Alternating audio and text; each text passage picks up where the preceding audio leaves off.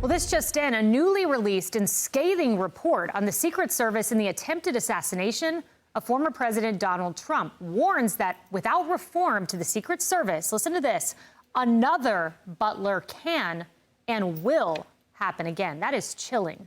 Hello, everyone. This is Outnumbered. I'm Kayleigh McEnany. Joining me today, Ainsley Earhardt, Fox & Friends co-host, Rachel Campos-Duffy, co-host of Fox & Friends Weekend and host of the hot new Spanish language show called Fox Noticias, started this week. Kara Frederick, director of the Tech Policy Center at the Heritage Foundation, and Joey Jones, Fox News contributor and retired U.S. Marine bomb tech. Well, in one of the most critical reviews of the Secret Service to date, the independent panel, it was bipartisan in fact, tasked with investigating the first attempted assassination attempt against President Donald Trump, lambasted the Secret Service for failing to properly secure the rally in Butler. It found a long list of failures and numerous mistakes before and during the rally. The review also found deep and systemic flaws in the agency and called for a total and complete overhaul. Alexandria Hoff with details on the stunning new report. Alexandria. Hi, Kayleigh. Yeah, this review probably couldn't be more critical. The 52-page report is clear in its primary recommendation, which is new leadership at the Secret Service and refocusing its core protective mission. This review panel that issued the guidance was made up of 4 members, all former law enforcement.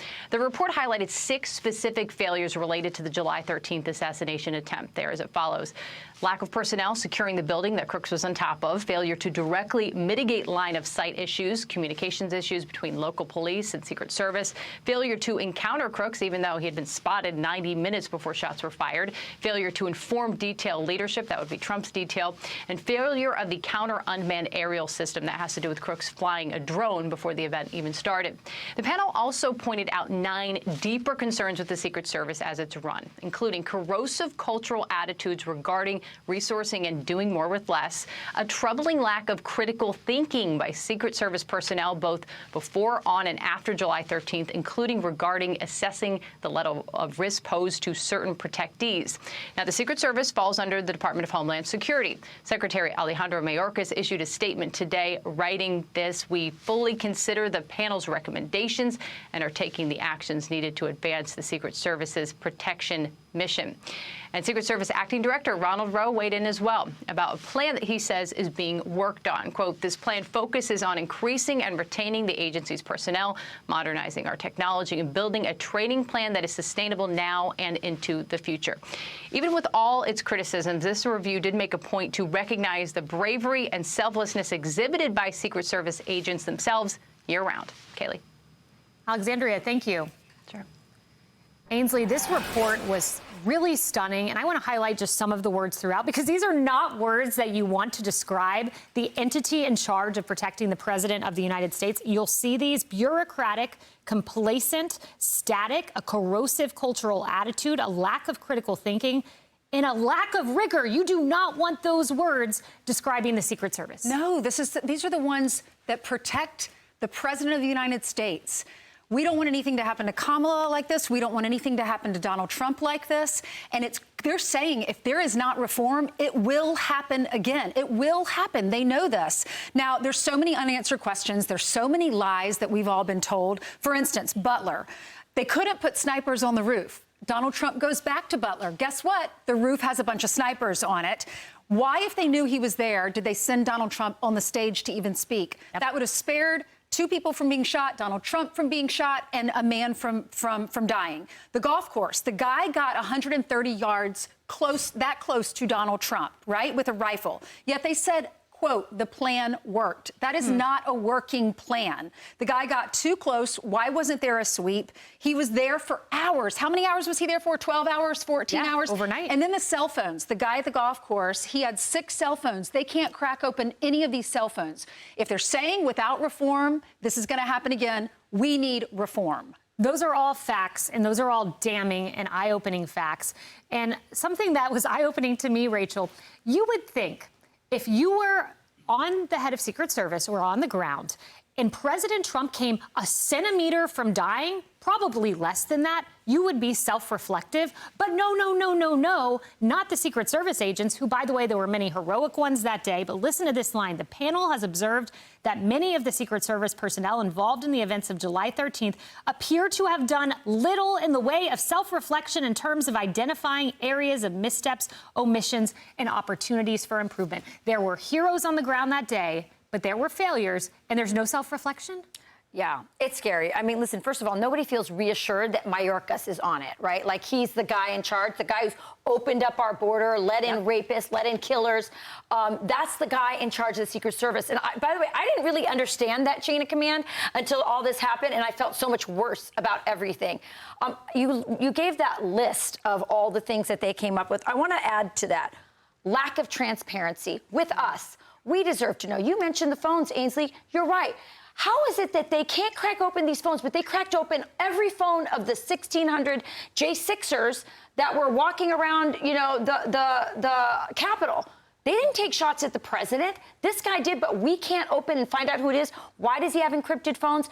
I still, you know, I'm glad that the Secret Service is, you know, somebody is looking into what the Secret Service is doing. I want to know more about who is Matthew Crooks, who is Ryan Roth. I want to know more about them. And I have seen zero curiosity, by the way, from our media. Yeah, very little curiosity there. You know, Joey, there is a protocol, and a president gets Secret Service protection at the highest level.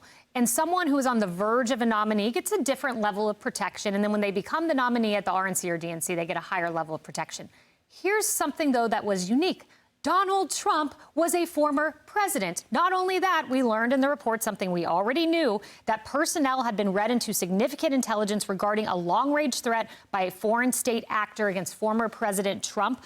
We think that was Iran, to which they refer. So you know he's a former president. You know Iran wants to kill this guy because he took out Soleimani, and you don't give him more protection?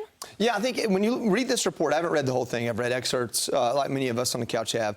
But what I looked at and what really brought me in is when they use the word bureaucracy as a hurdle or a problem, when we hear that, we're like, oh, yeah, the government's involved. But this is where it actually matters and what it means. What it means is there's a certain rap sheet or list, a checklist of assets available for former presidents. There's a certain checklist available, assets available for nominees. Mm-hmm. There may be a certain checklist for those running in the primary that have shown their justification because of a threat. And what they're saying is because President Trump was not yet a nominee, this is looking back through the history of it, because he wasn't yet through the convention and a nominee, that list was only so long, and they didn't use their imagination or what I would say common sense to say, okay, he's not yet the nominee by fact, but he's a presumptive nominee, and he has a credible threat against his life, so that should make that list of assets a little bit longer, or the idea, or the notion of how you carry yourself and go into the situation a little bit different. What I will tell you as someone who's worked with the Secret Service, trained with the Secret Service, and have colleagues that have done a lot more with them, is that there's a difference between want to, that's the bravery and courage, and ability, which is the training. And I think that they do have a long ways to go there. Also, real quick, they pointed a lot of field agents that came through during COVID didn't have the experience because 2020 was a watered-down election. And that shows you how going all the way back to this original thing that has hurt us in so many ways is hurt us here, too. That's so interesting because I heard kids didn't have to go through the proper driving license procedures, but in Secret Service, it's a zero-fail mission. Yeah. You know, and Kara, one thing I was so thrilled to see, and this was a bipartisan group that looked into this, highly credentialed national security and DHS folks, is that they called for new leadership. Because I have been pointing out Kimberly Cheadle, who failed at her job, her deputy got a promotion, Ronald Rowe, to acting director. If you fail at your job, how does the deputy get promoted to lead the agency? He should have gone. There needs to be a total and complete overhaul. Oh, well, Kayleigh, anyone who's worked in the government for as long as you did, as long as I have, or been around it for a long time, knows that failing up is par for the course. Exactly. This is what happens in the government so many times. There's a pervasive inertia there that people know their jobs are secure, so they don't really they're not held to account. And I think this is the big problem. And President Trump has proposed policies to fix this, to say, you know, if you've worked in the industry like he has, you have to be held accountable. And sometimes that means you got to go, exactly like you said. So no more of the government sort of disseminating responsibility to the point where nobody can be held to account. People's heads should actually roll. She was allowed to resign before she was actually fired. I think change is needed, just as you said, and it has to be a policy shift. We have to replicate industry in this regard because it's more effective. Just look at Elon Musk and what he's able to do. It is more effective when people are held accountable for their decisions and their failures. So well said. And why didn't President Biden and Vice President Harris demand change? They're in charge. At the end of the day, you are in charge of the Secret Service. Hey everyone, I'm Emily Campagno. Catch me and my co-hosts Harris Faulkner and Kayleigh McEnany on Outnumbered every weekday at 12 p.m. Eastern, or set your DVR. Also, don't forget to subscribe to the Fox News YouTube page for daily highlights.